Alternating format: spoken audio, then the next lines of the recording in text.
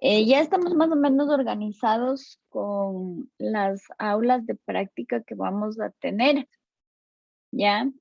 Entonces, ya nos han asignado un aula y nos han asignado las fechas para sus prácticas presenciales, ¿ya? Eh, con ustedes hicimos este arreglo interesante, ¿no es cierto? En el que cambiamos un poquito las fechas de las clases mientras nos mantengamos en virtual. Pero para las clases de las semanas que tengamos laboratorios, tenemos que volver al horario normal. Yo con todo les voy a hacer acuerdos siempre, ¿ya?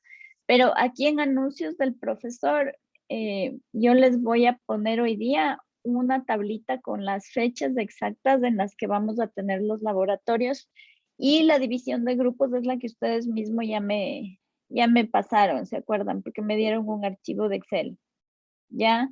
Entonces, en el eventual caso que quieran cambiarse de grupo, de laboratorio, necesitan buscar a alguien que esté dispuesto a cambiarse con ustedes, pero para las 3 prácticas, ¿ya?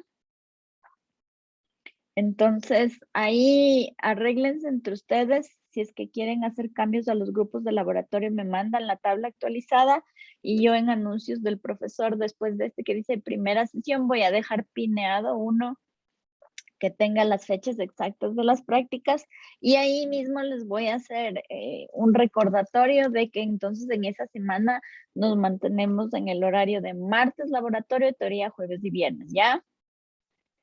Como son solo unas pocas prácticas al mes, ustedes van a tener 3 prácticas a lo largo del semestre, entonces solamente nos va a pasar eso en 6 semanas de las 16, ¿ya?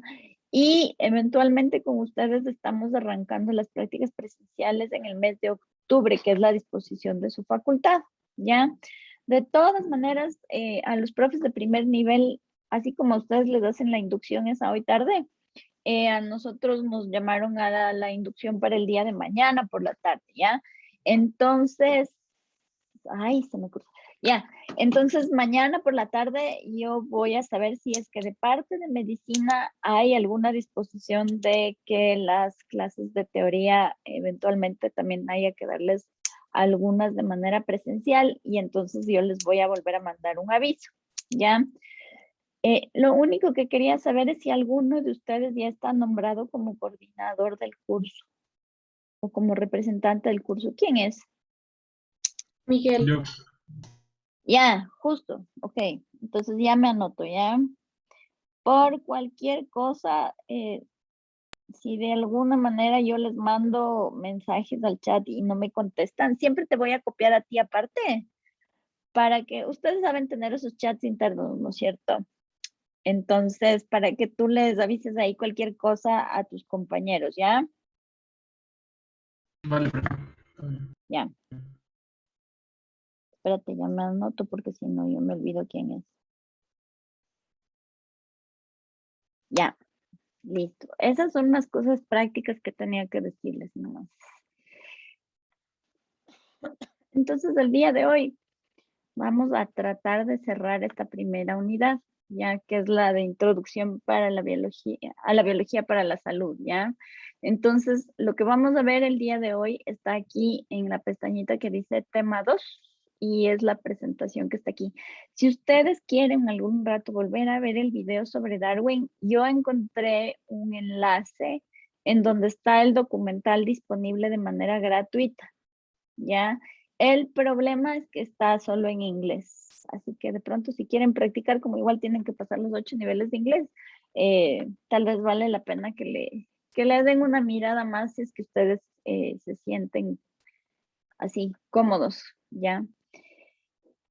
Entonces, el día de hoy vamos a tratar de terminar esta primera unidad y vamos a ver simplemente, vamos a ver unos pocos principios de evolución, ¿ya? Entonces, solamente, como ustedes ya hicimos el trabajo sobre los seres humanos, entonces nos falta cubrir esta partecita de aquí, ¿ya?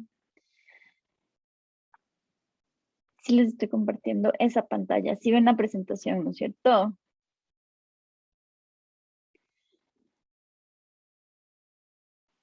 Sí, profe. Ya, buenas. Entonces, para tratar de explicar las diferentes, o sea, para tratar de explicar el origen de los distintos organismos que están presentes sobre la Tierra, a lo largo un poco de la historia de las ciencias, ¿no es cierto? Se han propuesto una serie de teorías bastante diversas, ¿no es cierto? Un poco basadas en las evidencias que habían en esos diferentes momentos, ¿no es cierto? Para un poco explicar cuáles son los mecanismos que están detrás de la generación de todas las especies, ¿ya? Y básicamente todo lo que nosotros manejamos dentro de la disciplina de la biología moderna está ya fundamentado en lo que postuló Darwin, ¿no es cierto? Que a lo largo, ¿no es cierto?, de la evolución geológica de la Tierra, la vida misma ha ido evolucionando, ¿no es cierto? Pero esto era un concepto que, como ustedes recordarán en el video, no era reconocido en general por los primeros científicos, porque de todas maneras ellos se basaban muchísimo todavía en lo que estaba dictado por la Biblia, justo como les indicaba David Attenborough en el inicio del video, ¿no es cierto? Y cuando uno tiene la teología por detrás de explicando el origen de la vida, lo que nos enseñan, ¿no es cierto? Es que todos los organismos han sido creados por Dios y que básicamente cada forma presente, ¿no es cierto?, en la tierra es como esta escalera de aquí, o sea, todas aparecieron y fueron creadas al mismo tiempo y han permanecido inmutables desde el momento de su creación, ¿ya? De todas maneras, Platón, muchísimo tiempo atrás del tiempo de Charles Darwin, ya postuló que todos los seres que están presentes en la Tierra, todos los seres, todos los objetos, son básicamente un reflejo, ¿no es cierto?, de el entorno que está presente en ese momento de tiempo y también tiene por ahí una cierta connotación religiosa, ¿no es cierto? Porque dice que todos estos objetos son un reflejo temporal de la forma ideal que van a tener en ese momento inspirada por la divinidad. Entonces, de todas maneras, él tampoco aleja, ¿no es cierto?, su definición de la diversidad del concepto un poco espiritual o religioso, ¿no es cierto? Eh, Aristóteles, varios años después, ya empezó a hablar de justamente que los organismos se podían clasificar en un sistema jerárquico, ¿no es cierto? Y él le llamó la escala de la naturaleza. Entonces, él ya propuso, ¿no es cierto?, que de todas maneras, todas estas formas inmutables que estaban presentes, en realidad no eran así como estáticas, sino que había habido una progresión escalar, ¿no es cierto?, que nos conducía de las formas de vida que estaban en el primer peldaño a las del segundo, a las del tercero y así consecutivamente, ¿ya? Y esta reflexión de Aristóteles es en realidad lo que tenemos como base para el planteamiento de que a lo largo del tiempo cada organismo siempre va a tener la misma forma, ¿ya? Tuvieron que pasar muchísimos siglos para que se empiecen a acumular evidencias, ¿no es cierto?, que den por desterrado completamente esta idea de que la creación tiene una visión estática y que más bien es una cosa dinámica que va cambiando a lo largo del tiempo, ¿ya?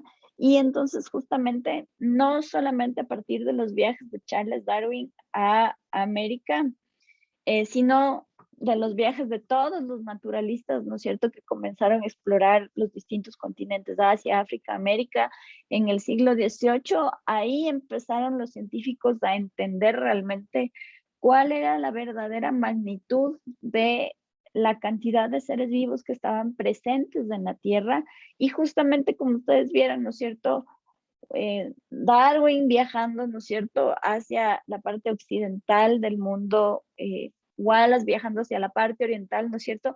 Todos ellos empezaron a fijarse que había patrones de semejanza entre las especies que estaban presentes en un determinado lugar y que había diferencias también, ¿no es cierto?, con las especies que se encontraban en lugares distintos cuando tenían la oportunidad de comparar sus notas o comparar sus observaciones, ¿ya?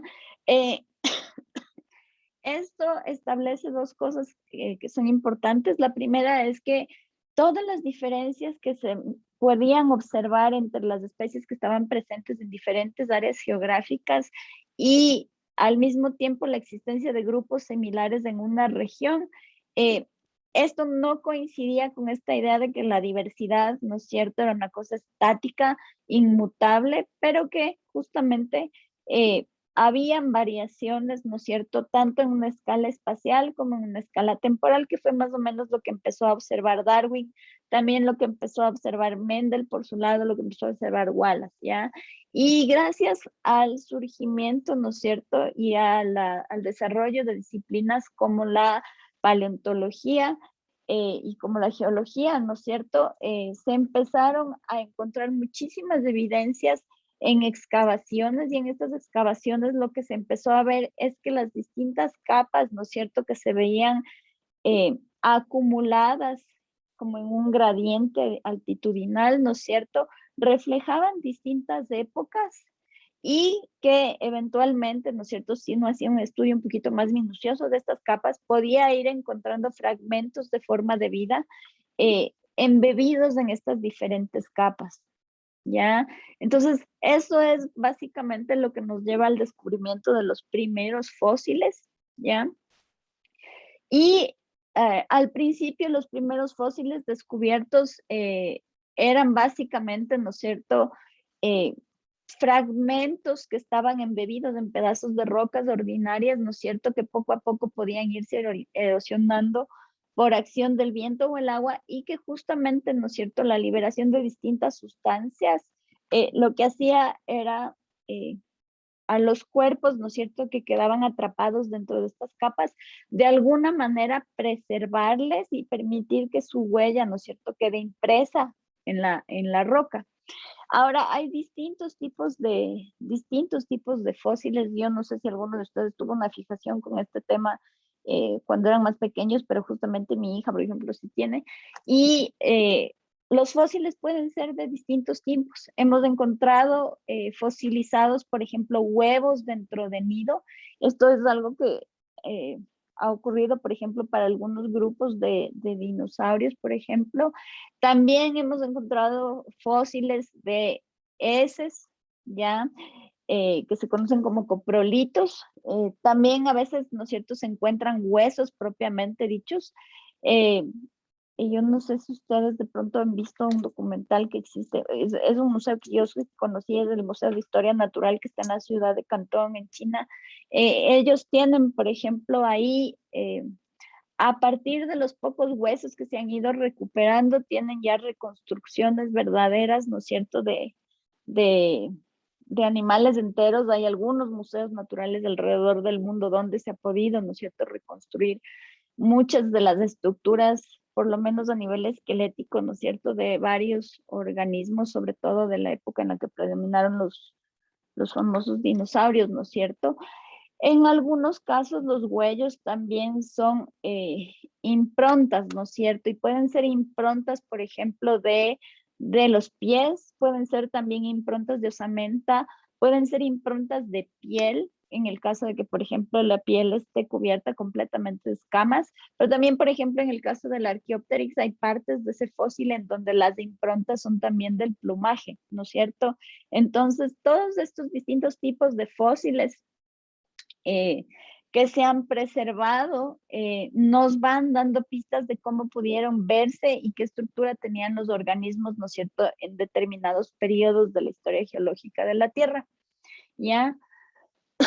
Aquí lo importante es que justamente, ¿no es cierto?, en estas excavaciones se ha visto que hay capas, y fue William Smith quien determinó que, ¿no es cierto?, cada una de estas capas que se iba acumulando son propias de una determinada época o de un determinado periodo de la escala evolutiva de la Tierra, ¿no es cierto? Y él constató que justamente habían grupos específicos de fósiles que siempre estaban presentes en capas que pertenecían a la misma época, ¿ya? Entonces, por ejemplo, un fósil del tipo A siempre iba a estar presente, ¿no es cierto?, en estas capas mucho más profundas. Un fósil del tipo B iba a aparecer siempre en estas como capas intermedias, y un fósil del tipo C, que en este caso justo es un fósil nos osamenta de dinosaurios, ¿no es cierto?, siempre aparecía en esta capa un poco más, más cercana a la superficie terrestre. Y, ¿no es cierto?, esta distancia que hay con respecto a la superficie terrestre nos define, ¿no es cierto?, la época o la edad que potencialmente tienen estos fósiles. Capas más profundas indican fósiles más antiguos, capas más, más superficiales, ¿no es cierto?, denotan fósiles un poco más jóvenes, ¿no es cierto? Lo importante aquí es que cuando hablamos de fósiles, por lo general estamos hablando de fósiles de organismos que en la actualidad ya consideramos como extintos, ¿ya? Entonces, con todas estas evidencias, yo no sé por qué sigue saliendo esa bolita ahí, ya, con todas estas evidencias, diferentes científicos a lo largo de la historia de las ciencias, como Louis Leclerc o como el Conde Buffon, ¿no es cierto?, fueron juntando, ¿no es cierto?, como estos pedazos de rompecabezas, y en particular, él, a partir de las observaciones de los distintos fósiles, ¿no es cierto?, postuló nuevamente un concepto asociado, apegado estrechamente a la religión, que la creación original, ¿no es cierto?, dio origen o vio nacer, proporcionó un número reducido de especies que son como las especies fundadoras, y que a partir de estas, ¿no es cierto?, algunas de ellas lograron sobrevivir y se han mantenido a lo largo del tiempo, y son las que vemos presentes en la naturaleza actualmente, ¿ya? Este concepto que tiene esta mezcla de científico y de religioso, ¿no es cierto?, implica que de todas maneras estas especies han podido de cierta manera evolucionar mediante procesos naturales y permitirse entonces permanecer hasta el tiempo presente, ¿ya? Pero de todas maneras, dentro de esta primera propuesta, el Conde de Buffon no logra explicar exactamente cuál es el mecanismo que está detrás del surgimiento de diferentes especies a estas que estaban presentes originalmente, ¿ya? Después de las teorías propuestas por el Conde de Buffon en el siglo XVIII, Georges Cuvier, que era un geólogo, ¿no es cierto?, desarrolló lo que se conocía como la teoría del catastrofismo, ¿ya? La teoría del catastrofismo es una teoría particular porque lo que nos dice es que, ¿no es cierto?, a lo largo de toda la escala evolutiva de la Tierra ha habido una gran cantidad de catástrofes sucesivas. Y, ¿no es cierto?, estas catástrofes sucesivas lo que han hecho es ir mermando un pool inicial de especies que era bastante grande, ¿no es cierto? Entonces, había muchísimas especies en el inicio, y cada vez que ocurría una de estas catástrofes, muchas de estas desaparecían hasta la siguiente catástrofe, en las que otras más desaparecían, y que básicamente todo lo que tenemos presente como biodiversidad nosotros en la actualidad son básicamente los supervivientes o sobrevivientes, ¿no es cierto?, a estos eventos catastróficos. La principal evidencia que existe en contra de esta teoría, ¿no es cierto?, es que si las especies modernas que tenemos nosotros ahora, ¿no es cierto?, son sobrevivientes, quiere decir que estas especies son susceptibles a ir desapareciendo con cada una de las nuevas catástrofes que van ocurriendo, ¿no es cierto? Entonces, de todas maneras, nosotros como seres humanos no hemos logrado extinguir la suficiente cantidad de especies, y han habido eventos catastróficos más o menos recientes que no han logrado exterminar, ¿no es cierto?, a las especies que se considerarían supervivientes de tiempos pasados. Entonces, ahí, por ejemplo, ya se empieza a ver las inconsistencias que tiene esta teoría del catastrofismo, ¿ya?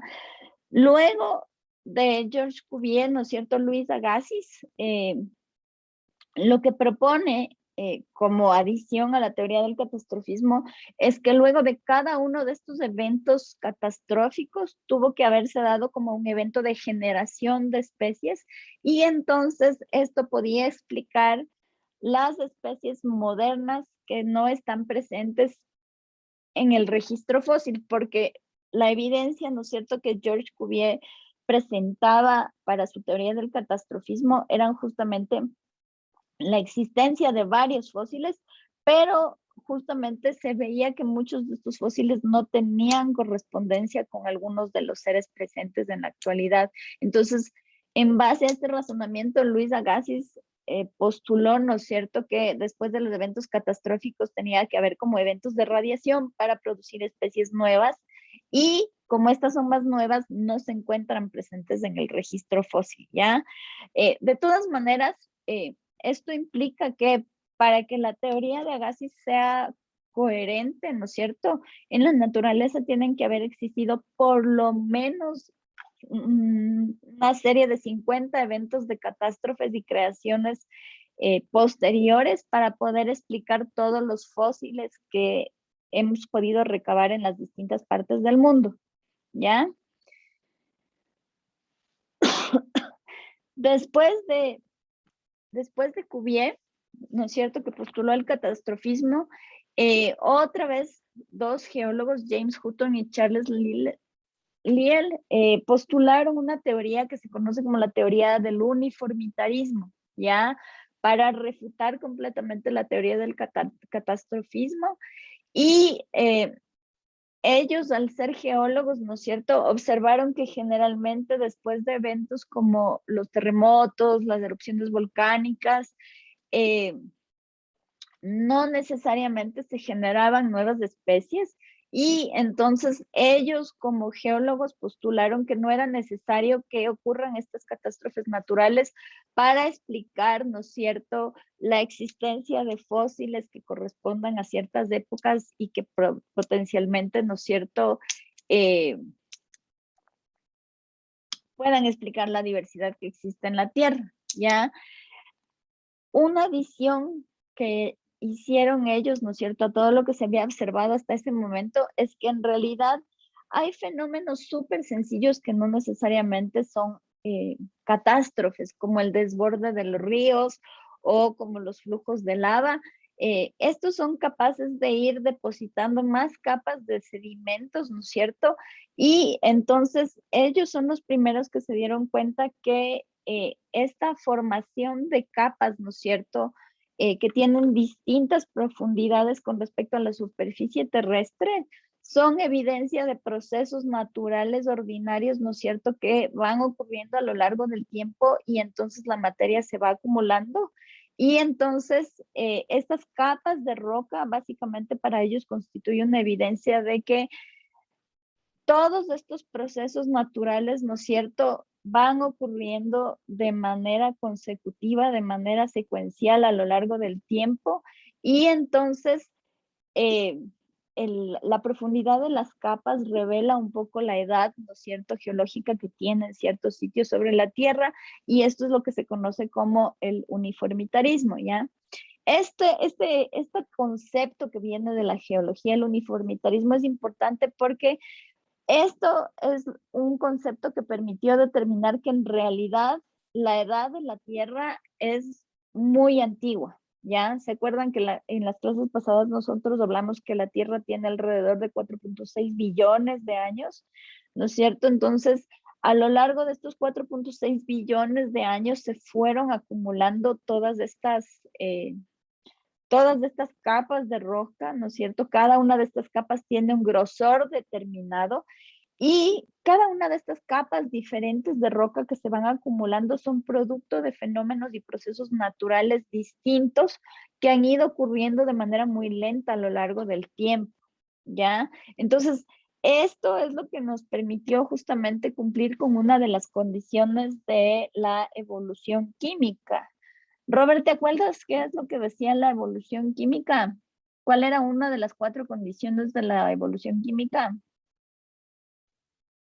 Si no estoy mal, la evolución química es cuando pasaron de compuestos simples, se fueron uniendo. Ya, pero esa evolución química necesitaba de cuatro condiciones que tenían que, ya estoy como mi hija, cuatro condiciones que tenían que darse sí o sí. ¿Te acuerdas cuáles eran? Una, al Me menos. acuerdo una, la ausencia de oxígeno.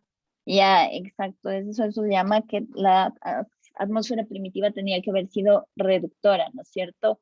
¿Alguien se acuerda otra que esté relacionada con la teoría del uniformitarismo? Tiene que haber suficiente espacio. Repítame, por fin, porque somos súper cortados. Que tiene que haber suficiente espacio. Más bien tiempo, justo. Entonces, las cuatro condiciones de la evolución química, ¿no es cierto? Como dijo Robert, la primera, ¿no es cierto? Es, ay, ¿qué dijiste? Yo me olvidé. Que tenían que haber habido compuestos inorgánicos para poder de ahí, ¿no es cierto? Eh, tener sustrato para las diferentes reacciones. ¿Me dijiste eso? Ajá, Ya, algo así. algo así. Bueno. La segunda, ¿no es cierto?, es que tiene que haber habido tiempo suficiente y tiempo justamente en base a la teoría del uniformitarismo estamos viendo que es lo que sí hubo, ¿no? Entonces, todos estos diferentes procesos geológicos son procesos que han ido ocurriendo a lo largo de estos 4.6 billones de años que tiene la Tierra y entonces la geología es justamente la disciplina que aporta evidencia para que nosotros podamos, ¿no es cierto?, decir que la evolución química de hecho ocurrió tal como la estamos, como la conocemos, ¿no es cierto?, en la actualidad. Pero de todas maneras, no había todavía en este tiempo una manera de explicar cómo los seres vivos fueron evolucionando, ¿no es cierto?, uno detrás de otro. Ya.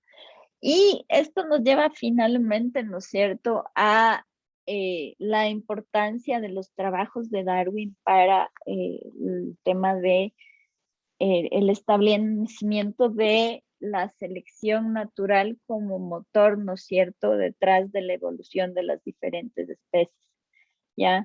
Entonces, a partir de la teoría esta del uniformitarismo que viene, ¿no es cierto?, de la geología, y de la idea de que entonces nuevas características geológicas de la Tierra van apareciendo a medida que van ocurriendo gradualmente distintos procesos que son más bien lentos, ¿no es cierto? Por ejemplo, la cordillera de los Andes no es algo que de un día para el otro de pronto, ¡pum!, subió y estuvo ahí, sino que en realidad, ¿no es cierto?, la colisión de las placas, tanto de la placa sudamericana como la placa oceánica, ¿no es cierto?, que estás metiéndose debajo del continente americano, ha sido un proceso súper lento y de ahí, ¿no es cierto?, de a poquito los Andes se han ido levantando, ¿ya? Entonces son procesos que ocurren gradualmente a lo largo de una escala de tiempo súper larga y esto es mucho más probable antes que la ocurrencia de estos cataclismos rápidos, ¿ya? Entonces Darwin, ya habiendo leído lo que proponía Hutton y Lyell para la geología, pensó o postuló, ¿no es cierto?, que este mismo tipo de procesos lentos y constantes o graduales a lo largo del tiempo también deberían aplicarse a la biología, ¿ya? Entonces ahí esto entra un poquito en conflicto con justamente las teorías de Cuvier y Agassiz que proponían el catastrofismo. Otro científico antes que Darwin, que era Lamarck, un científico francés, ¿no es cierto?, un naturalista, él también se oponía al catastrofismo y él empezó un poco a postular, ¿no es cierto?, algunas ideas para explicar de manera súper rudimentaria el tema de la evolución. Entonces él ya empezó a hablar de la herencia de caracteres adquiridos y que estos iban asociados a cambios que estaban ocurriendo en el ambiente para ir generando, ¿no es cierto?, diferentes organismos. Entonces, como un ejemplo de esto está lo que yo les he puesto a ustedes aquí en esta pestañita que el rato que aplastan en ver se abre.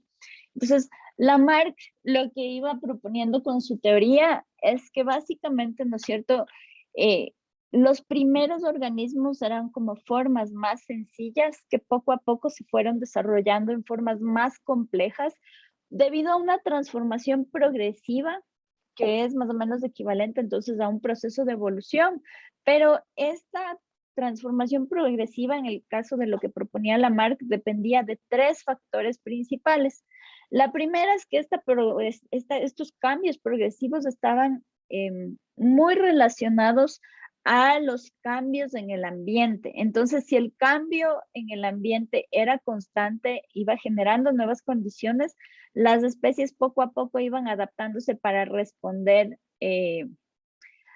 a ese ambiente. Entonces, justamente con el ejemplo de las jirafas, ¿no es cierto? Él proponía que en un inicio las jirafas eran animales que no tenían el cuello demasiado largo, pero justamente por cambios en su entorno, por cambios en la composición, por ejemplo, de plantas de las cuales las jirafas se alimentaban, cada vez aparecían árboles con hojas más altas, más altas, más altas.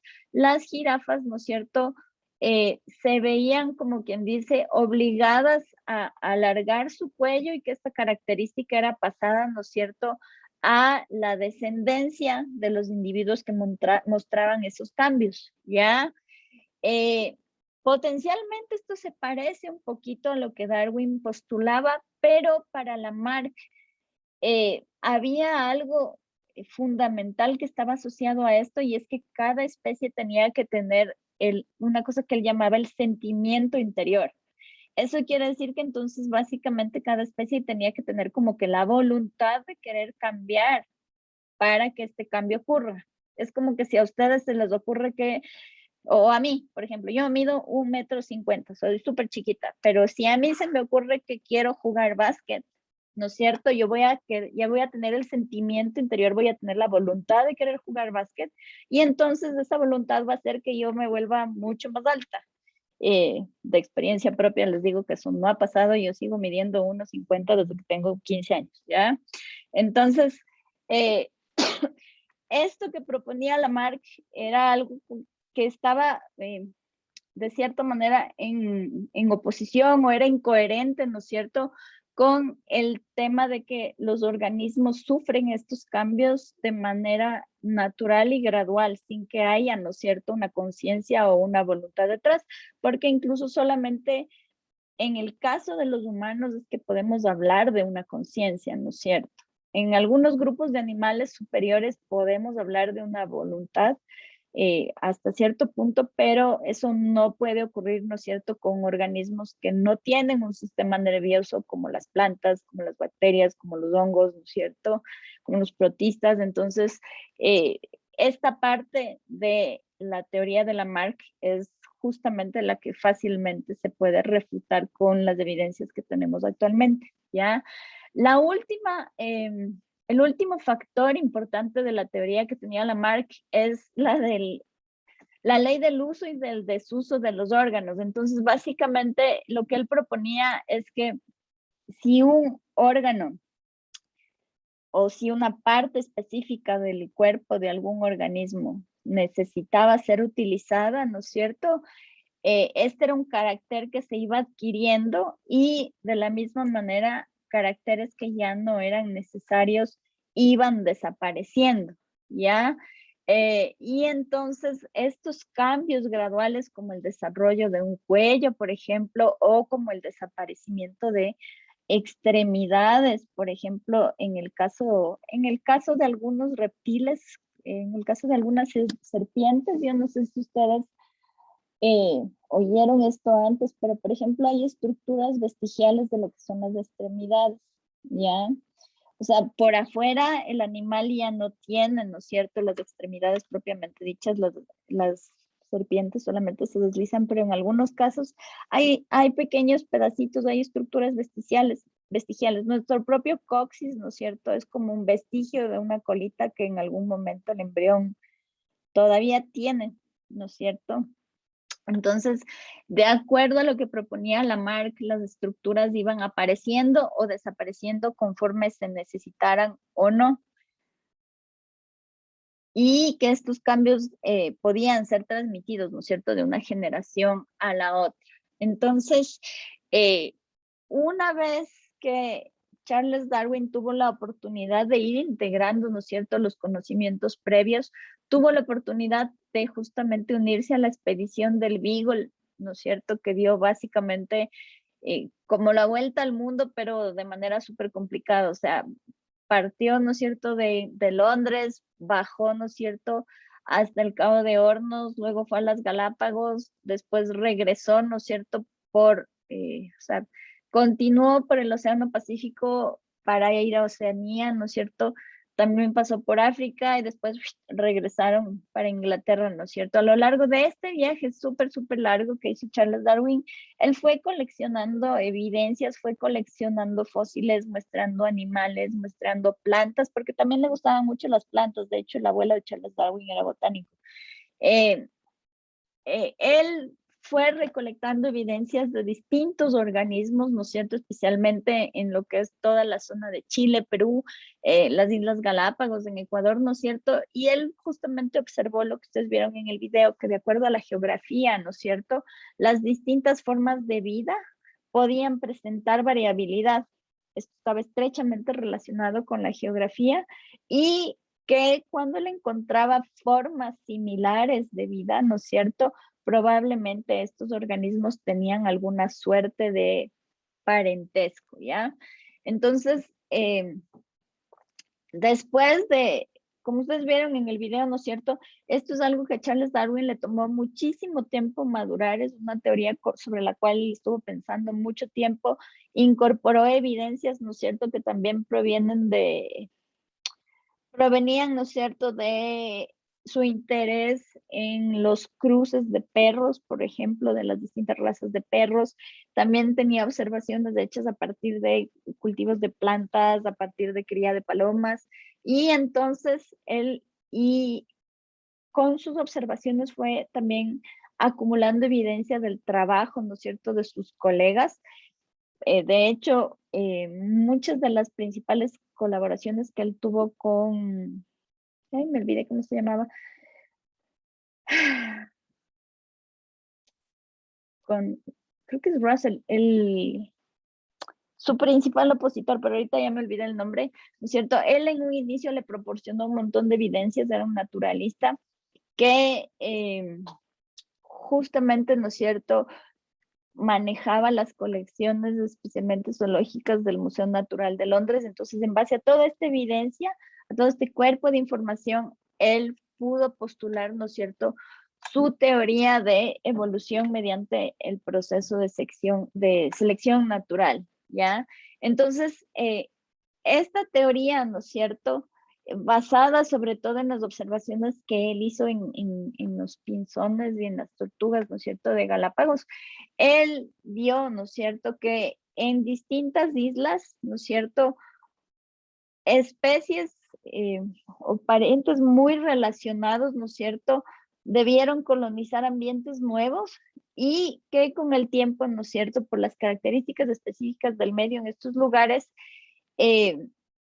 se especializaron, ¿no es cierto?, para poder vivir en diferentes ambientes y adquirir características diferentes, no solamente, por ejemplo, para la alimentación, pero también para, para la reproducción. En el video nos menciona así de manera súper breve el tema del tamaño de los picos, que está relacionado al modo de alimentación de los pinzones, pero Darwin también hizo observaciones, por ejemplo, de tipo comportamental, de cómo distintas especies de pinzones, por ejemplo, si es que coexistían en una misma isla, tenían diferencias en el canto o tenían diferencias en la época de apareamiento. Entonces había, por ejemplo, separación espacial geográfica dada, ¿no es cierto?, por las distintas islas, pero en las islas en donde hay varias especies presentes al mismo tiempo, ya empiezan a ocurrir, ¿no es cierto?, otro tipo de separaciones, puede ser temporales en el caso de la reproducción, o puede ser también a nivel de cantos. Cada especie tiene un tipo de canto distinto y entonces las hembras saben exactamente cuáles son los machos de su especie porque pueden reconocer, diferenciar los cantos, ¿ya? Entonces, los argumentos lógicos que están detrás de estas observaciones que hizo Charles Darwin. El primero es que estos rasgos que son propios de las especies, ¿no es cierto? Y la potencial variación que pueden llegar a tener a lo largo del tiempo es algo que se puede heredar de generación a generación. Con cada evento reproductivo, estos rasgos que van cambiando pueden, ¿no es cierto?, ser transmitidos a la progenie, ¿ya? También Charles Darwin tuvo la oportunidad de observar que los organismos tenían una gran capacidad reproductiva.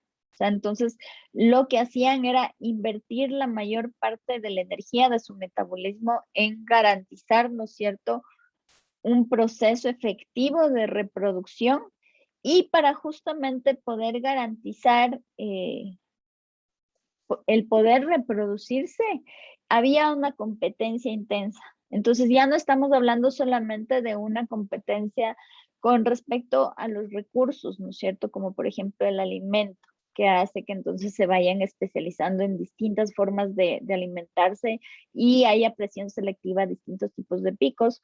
No estamos hablando solamente de una competencia a nivel espacial, ¿no es cierto?, que hace que se vayan hay especies que vayan compitiendo por lugares específicos en el espacio, pero también hay una competencia interna dentro de los individuos de una misma población para justamente poder reproducirse, ¿ya? Entonces, ahí la reproducción también es parte, ¿no es cierto?, de los caracteres que se busca un poco mantener o sostener, ¿no es cierto?, a lo largo del tiempo, y aquellos individuos que sean más capacitados para reproducirse, por ejemplo, que realicen, en el caso de los pajaritos, mejor las danzas, o que tengan cantos más potentes para atraer más hembras, ¿no es cierto?, compiten intensamente justamente para tener eficiencia a nivel reproductivo, ¿ya? Entonces, todas estas explicaciones y los argumentos que apoyan estas explicaciones le llevaron a Darwin a postular, ¿no es cierto?, el concepto de evolución por selección natural, ¿ya? ¿Cómo va a ir ocurriendo esto?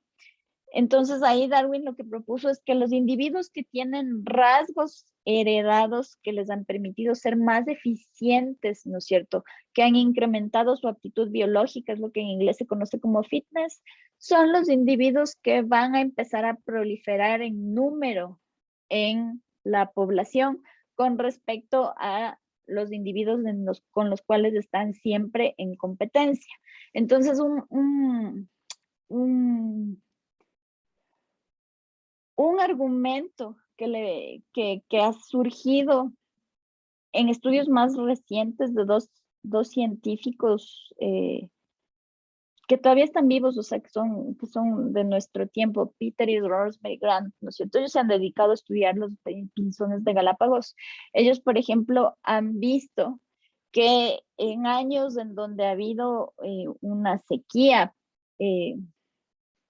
prolongada, por ejemplo, en una de las islas, en la isla de Daphne, en Galápagos, el número de individuos con un tamaño adecuado de pico, ¿no es cierto?, en los años de sequía aumenta muchísimo, porque justamente la sequía, ¿no es cierto?, lo que provoca es que solamente estructuras como las semillas, que no dependen de la presencia de agua para permanecer latentes en el ambiente, las plantas, ¿no es cierto?, la parte verde de las plantas, las flores, los frutos, eso sí depende estrechamente del agua. En las épocas de sequía, solamente los individuos con picos grandes y fuertes pudieron sobrevivir porque pudieron alimentarse justamente de las semillas.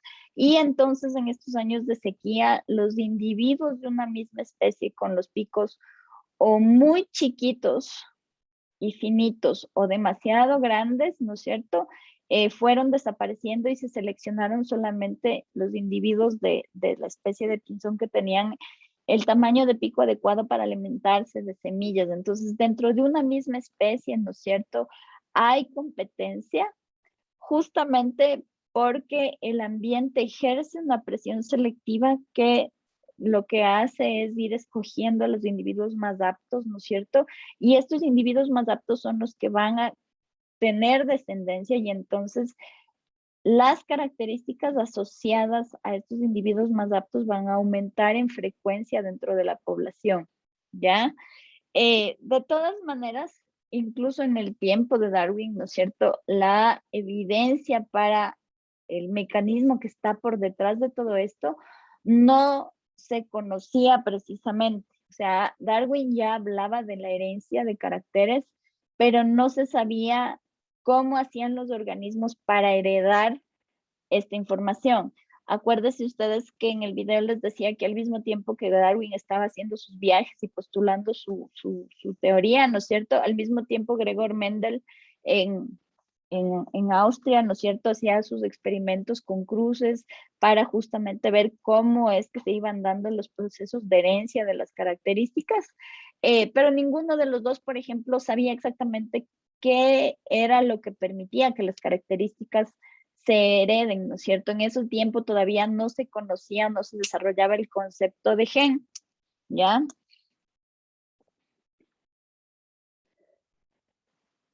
Entonces, para justamente la teoría, ¿no es cierto?, de la evolución por selección natural, Darwin y Wallace, ¿no es cierto?, tenían evidencias provenientes de distintos lugares de la Tierra. De hecho, Darwin y Wallace como científicos eran individuos bastante diferentes que tenían antecedentes sociales y educativos súper distintos, pero pudieron realizar las mismas observaciones en distintos lugares del mundo al mismo tiempo, ¿ya? Y como resultado, ¿no es cierto?, de los estudios de ambos científicos, vimos que algunas especies podían diferir solamente en unos pocos aspectos que son sutiles, pero justamente estos pequeños cambios que van existiendo son de suma importancia desde el punto de vista ecológico. Es justamente como el efecto mariposa, ¿no es cierto? Que a partir de un cambio pequeñito en un lugar, ¿no es cierto?, se van generando una serie de cambios más grandes, más macro, ¿ya? Y esto está muy relacionado, por ejemplo, al tema de cadenas tróficas que nosotros manejamos en la actualidad. A veces, por ejemplo, las cadenas tróficas en ecosistemas como el páramo, por ejemplo, implican que nosotros tenemos los productores primarios, ¿no es cierto?, las plantas. Las plantas van a depender de polinizadores que pueden ser aves, pueden ser insectos, puede ser el viento, ¿no es cierto? Estos polinizadores en las plantas encuentran alimento, pero no necesariamente en esa misma planta encuentran un refugio.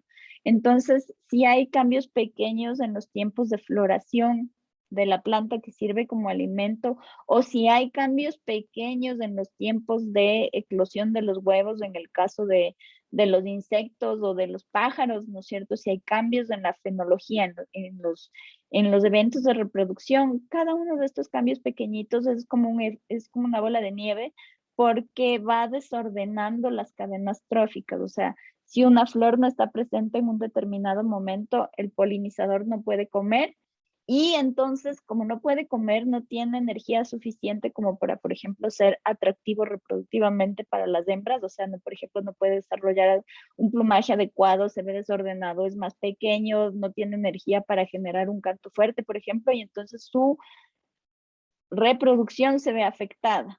Si este pájaro, ¿no es cierto?, como no puede alimentarse correctamente, se ve afectada su reproducción y de su reproducción dependemos, ¿no es cierto?, de que haya un mayor número de dispersores de semillas. Esto puede alterar, ¿no es cierto?, el número poblacional de las especies que son dispersadas por este pájaro. Entonces, como todo en la naturaleza está organizado mediante redes tróficas, estos cambios sutiles que se pueden a veces evidenciar en una especie generan cambios súper importantes a nivel ecológico.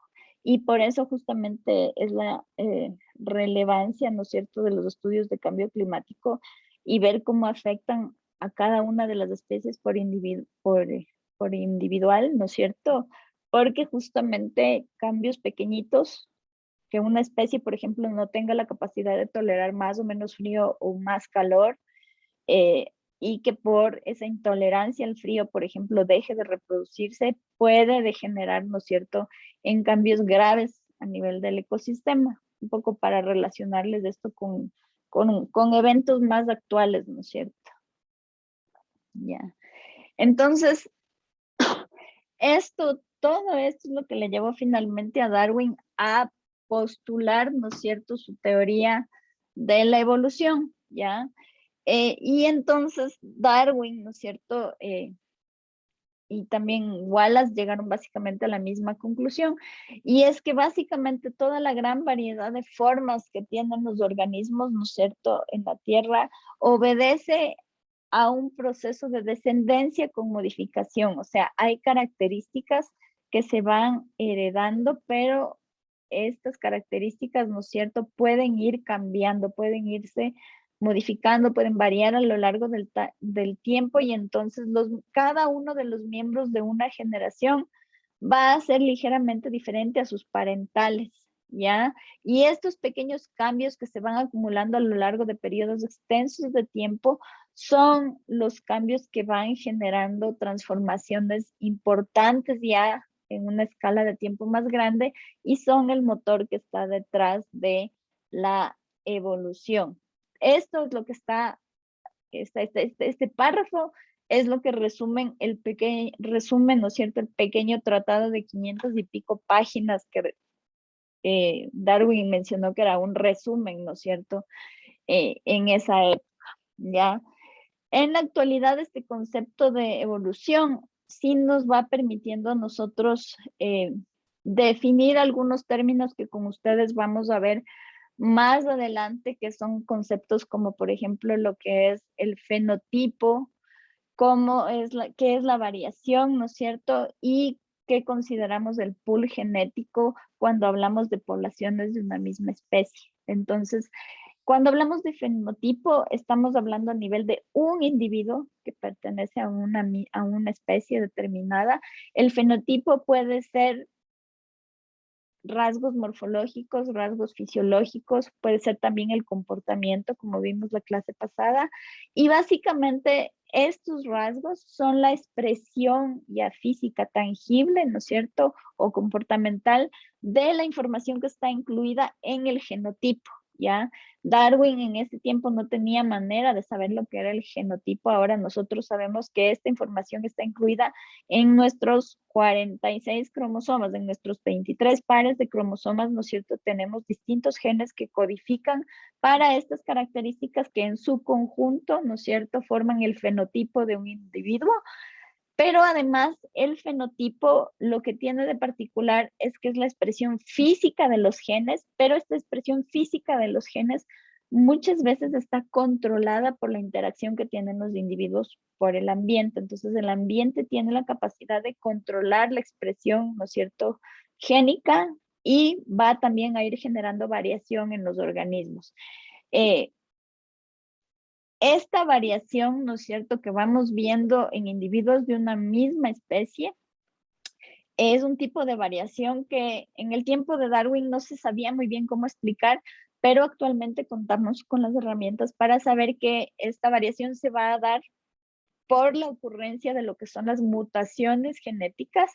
Pero cuando veamos el tema de mutaciones, vamos a distinguir, ¿no es cierto?, que hay mutaciones que se pueden corregir. Las células cuentan con mecanismos para corregir estos errores, estos cambios en el material genético, pero ocasionalmente hay mutaciones que se escapan a este control. Estas mutaciones que se escapan a este control y permanecen en el tiempo son lo que consideramos mutaciones genéticas no deleterias. ¿Ya tienen clases, Carol? Es lo que me vas a decir. Ya. Sí, profe. Ya. Entonces, solamente déjame terminar una cosita, ¿ya? Solo les cierro con este concepto.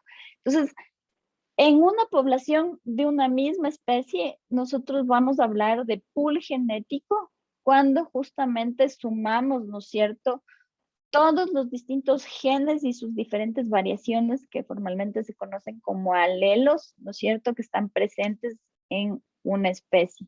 Entonces, en la actualidad, la genética de poblaciones, ¿no es cierto?, lo que hace es analizar a una población de una especie determinada y determinar, ¿no es cierto?, cuál es la composición de los genes en esta población. Con esto vamos a cerrar este tema y entonces, como ya acabamos la unidad 1, la próxima clase vamos a comenzar con un cuestionario chiquitito y enseguida damos inicio a la unidad 2, que es la unidad de las moléculas de la vida, ¿ya? Que tengan un buen fin de semana, chicos. Hoy es jueves, viernes chiquito, así que empiecen a relajarse. Pero creo que en su caso eso no es posible. Ya nos vemos. Gracias, profe. Gracias, profe. No, profe. Que les vaya bien.